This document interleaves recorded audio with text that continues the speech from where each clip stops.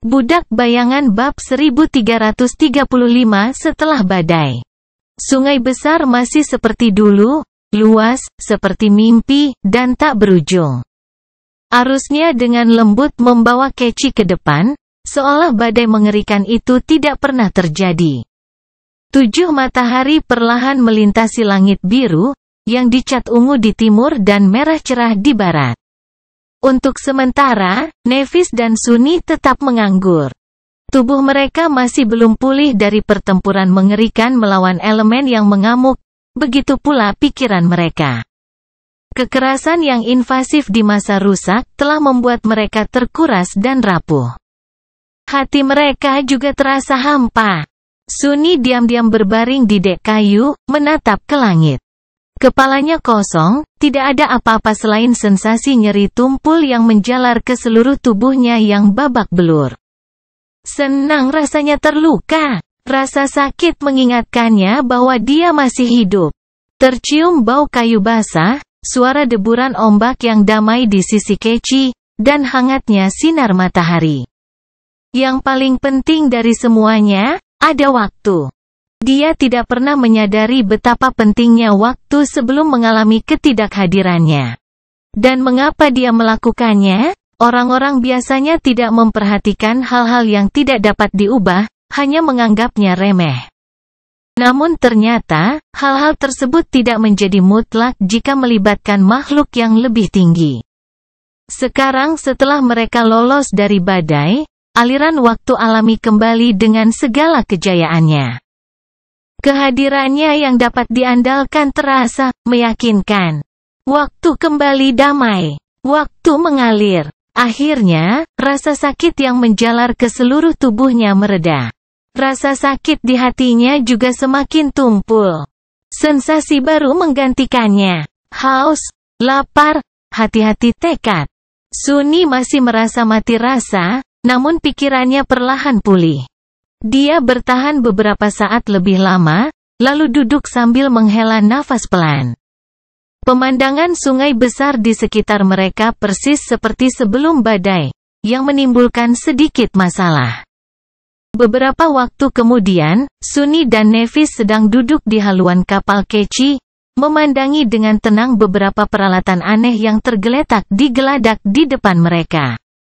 Yang satu tampak seperti astrolabe perunggu, yang lain mirip sekstan, dan yang ketiga menyerupai kompas yang aneh. Semua ini telah dihadiahkan kepada mereka oleh Anangke, dan dimaksudkan untuk mengarungi sungai besar. Tentu saja, yang pertama sebenarnya bukan astrolabe, karena tidak ada bintang di makam Ariel. Yang kedua dapat dianggap sebagai sekstan, namun seperangkat prinsip yang seharusnya diterapkan sama sekali berbeda dari dunia nyata. Yang ketiga memang bisa menunjukkan arah, tapi antara masa lalu, masa depan, fajar, dan senja, bukan utara, selatan, timur, dan barat. Sunni dan Nevis telah belajar banyak tentang cara menggunakan alat-alat ini, namun tidak tentang mengapa alat-alat tersebut berhasil. Sungai besar bukanlah sebuah bola seperti bumi, dan ia tidak berputar mengelilingi sebuah bintang. Sebaliknya, 7 matahari buatan berputar mengelilingi sungai. Namun demikian, tampaknya ada semacam kelengkungan di dalamnya, yang tidak dapat dijelaskan oleh keduanya. Itu semua adalah sebuah misteri. Sebelumnya, Anangke adalah navigator mereka. Tetapi sekarang setelah dia pergi, Sunni dan Nevis harus menentukan sendiri arahnya. Oleh karena itu, ekspresi muram. Nevis menghela nafas. Itu tidak masuk akal. Berdasarkan hal ini, kita sudah berada jauh di hilir dibandingkan yang seharusnya, berminggu-minggu berlayar menjauh dari majelis rendah. Sunni menggaruk bagian belakang kepalanya. Masih ada arus ketika kita berada di dalam badai. Tentu saja, arusnya liar dan kacau. Tapi air masih mengalir ke satu arah. Jauh lebih cepat dari biasanya. Jadi, mungkin badai membawa kita sampai ke sini. Dia mengerutkan kening. Tapi kita tidak menghabiskan waktu berminggu-minggu di dalamnya. Benar kan? Dia ragu-ragu, tidak tahu harus berkata apa. Waktu telah rusak dalam badai, jadi tidak mungkin untuk mengetahui berapa lama mereka telah berjuang melawannya. Bisa saja berhari-hari, atau berjam-jam, atau berbulan-bulan. Terutama mengingat sifat berbahaya dari waktu yang membeku di tengah badai. Jarak juga sulit diukur. Mereka pasti berada tidak terlalu jauh dari WAV hingga perlindungan Anang kegagal. Setelah itu, Sunny dan Nevis benar-benar kehilangan akal karena Spell sudah lama kehilangan kesadaran akan dunia. Dia meringis. Saya tidak tahu, tapi faktanya tetap ada. Kita sudah jauh lebih hilir dari yang diperkirakan.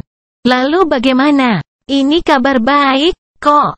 Artinya, kita sudah setengah jalan menuju Valen Grace. Dan sibilnya, senja. Valen Grace terletak di masa lalu, tidak jauh dari bentangan sungai besar yang berhubungan dengan saat para Sibyl memasuki makam Ariel pada puncak Perang Doom. Perjalanan panjang masih menanti Sunny dan Nevis jika mereka ingin mencapai kota manusia terakhir.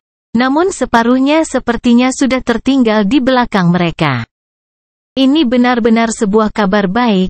Karena Keci yang sudah usang itu sepertinya tidak akan mampu bertahan lebih lama dari bahaya sungai besar. Nevis terdiam beberapa saat, lalu mengangguk. Kamu benar. Jika semuanya berjalan lancar, kita mungkin akan mencapai tujuan dalam beberapa minggu. Wajahnya menjadi gelap. Namun, seberapa besar kemungkinannya? Meskipun wilayah sungai besar ini seharusnya lebih aman daripada wilayah asal kita, wilayah ini sama sekali tidak aman. Tanpa Anangke, mereka tidak akan mampu menyamarkan keberadaan Keci dari penghuni kedalaman dengan efisien. Tidak diragukan lagi, ada pertempuran di depan mereka. Dan meskipun kekejian seharusnya tidak terlalu kuat di bagian hilir, peluang untuk tersandung ke dalam najis meningkat. Sunny memandangi dek kayu di bawahnya dengan ekspresi rumit. Keci itu telah bertahan lama di tengah badai. Terlalu banyak, sungguh. Fakta bahwa bangunan itu masih utuh menunjukkan banyak hal tentang keahlian orang yang membuatnya. Tapi apakah ia akan selamat dari bentrokan dengan makhluk mimpi buruk yang hiruk-pikuk? Bagaimana dengan satu setelah itu, dan satu lagi setelah itu? Wajahnya berubah muram. Menurutku itu tidak akan terjadi. Nevis tampaknya juga memikirkan hal yang sama. Mereka berdua khawatir. Namun, tidak ada yang bisa mereka lakukan. Satu-satunya pilihan mereka adalah berlayar dan berdoa kepada para dewa yang telah meninggal. Penuh ketakutan yang suram, Sunny dan Nevis segera berangkat kerja. Mereka mengangkat kedua tiang kembali ke posisinya dan memasang layar pada tiang tersebut. Dayung kemudi telah hilang. Jadi mereka membuat yang baru dari bahan perbaikan yang disimpan di dalam covetus cover, menempelkannya di buritan Keci dengan bantuan salah satu Naps Memories, The Dark Shaper. Kemudian, dia mengucapkan nama-nama yang diajarkan kepadanya oleh Anangke dan memanggil angin. Keci itu terbang ke hilir sekali lagi, membelah air jernih dengan haluannya. Hanya sekarang, ada 2 orang di dalamnya, bukan 3. Hati Sunny terasa sakit. Sungai besar berkilauan saat 7 matahari bersinar terang di hamparan luasnya. Waktu perlahan berlalu, bagian dalam perahu dipenuhi keheningan yang mencekam. Sementara Nevis berjuang untuk mempertahankan momentum ke depan dari Keci, Sunny berdiri di haluan dan mengintip ke dalam air, berharap merasakan potensi serangan sebelum terlambat. Namun, mereka belum melihat satupun makhluk mimpi buruk hari itu. Sebaliknya, mereka melihat sesuatu yang membuat Sunny dan Nevis membeku, lumpuh karena syok. Melihat siluet gelap yang muncul di kejauhan, mengambang tanpa tujuan di atas ombak, mereka merasakan penolakan yang menakutkan. Seolah-olah dunia di sekitar mereka hanyalah mimpi. Akhirnya, Sunny tersentak dan bertanya, suaranya penuh rasa tidak percaya, "Apa apa yang dilakukannya di sini? Budak Bayangan bab 1336 Bau Takdir. Titik kecil yang muncul di kejauhan perlahan mendekat saat Keci mendekatinya, dipandu oleh tangan kokoh Nef. Namun, pada titik tertentu, dia secara diam-diam melepaskan nama-nama tersebut, membiarkan perahu itu melayang maju dengan sendirinya. Tatapannya diarahkan ke depan, ekspresi bingung yang jarang terlihat di wajahnya. Suni pun tidak berbeda. Lumpuh karena terkejut, keduanya membeku. Setelah beberapa saat terdiam, dia tersentak dan bertanya dengan suara gemetar, apa yang dilakukannya di sini? Pikirannya kacau, tidak mampu memproses kebenaran dari apa yang mereka lihat. Di depan mereka, sebuah kapal rusak terapung lesu di atas ombak. Siluetnya indah dan cair, tetapi ada bekas luka bakar yang jelek dan bekas luka yang mengerikan mengotori lambung kayu kapal yang rusak itu. Seperti telah melarikan diri dari dasar neraka setelah pertempuran yang panjang dan mengerikan. Itu juga tampak benar-benar kosong, seperti kapal hantu yang ditinggalkan awaknya. Tapi apa yang benar-benar tidak terbayangkan tentang kapal yang hanyut itu adalah suara gemerisik dedaunan yang terbawa angin dari deknya. Saat mendongak, Suni melihat dahan besar pohon indah yang tumbuh di sekitar tiang kapal yang menakutkan itu. Dia tahu kapal ini. Dia mengetahuinya dengan sangat baik. Itu adalah pemutus rantai. Kapal rusak di depan mereka adalah kapal kuno para pemburu api, yang Noctis menangkan dari mereka dalam pertaruhan. Itu juga merupakan kapal yang Keci dan penjaga api kembalikan ke kejayaannya, dan diberi nama Suni. Chainbreaker tampak hampir sama persis seperti terakhir kali Suni melihatnya. Tapi juga asing. Selain bekas luka mengerikan yang menutupi lambungnya, terdapat juga perbedaan lainnya. Lambungnya sendiri tampak berbeda, dengan pita logam kusam yang memperkuat garis anggunnya. Dia juga tidak mengenali bentuk ram kapal yang menakutkan itu. Kapal itu tampak jauh lebih ganas daripada yang ada dalam ingatannya, lebih mirip kapal perang daripada kapal pesiar yang indah.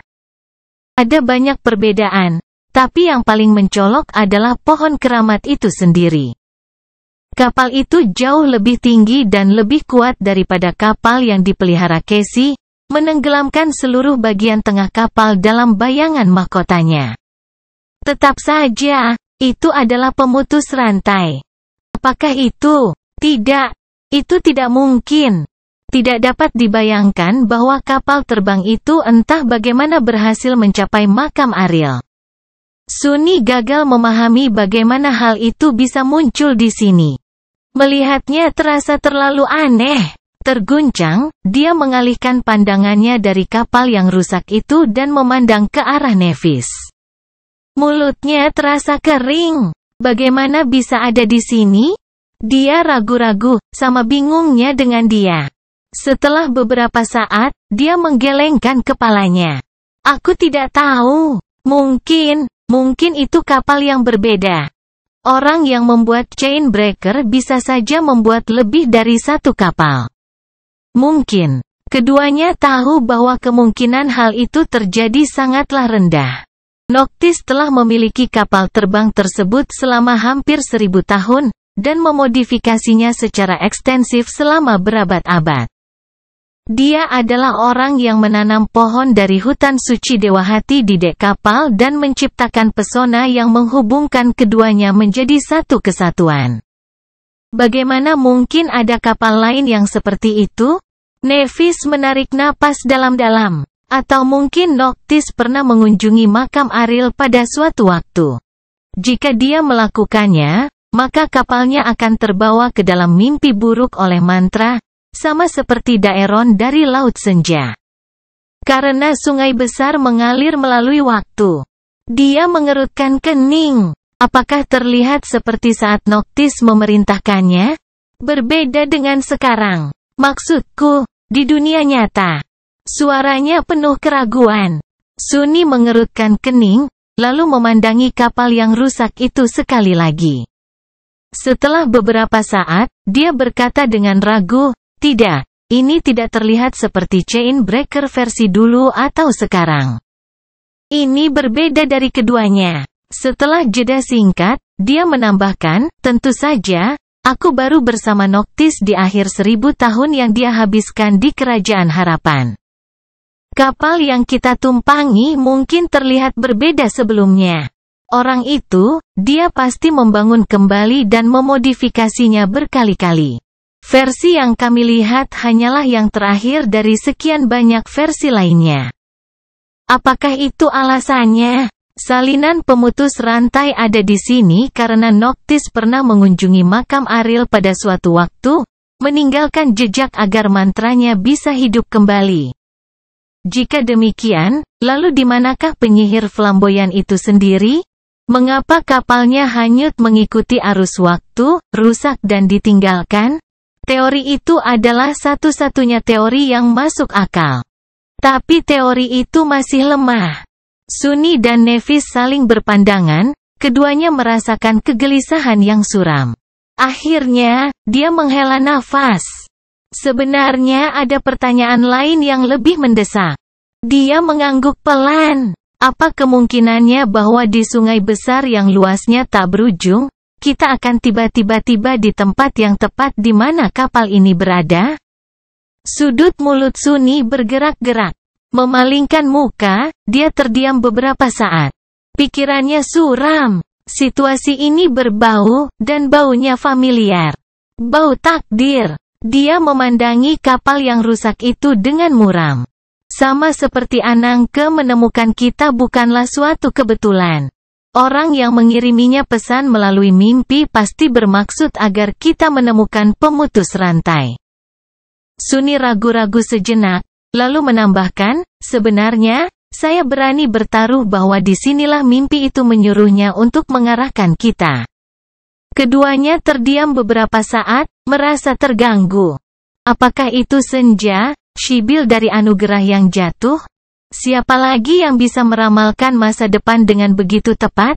Seseorang yang bisa melihat rangkaian takdir jauh lebih baik daripada aku.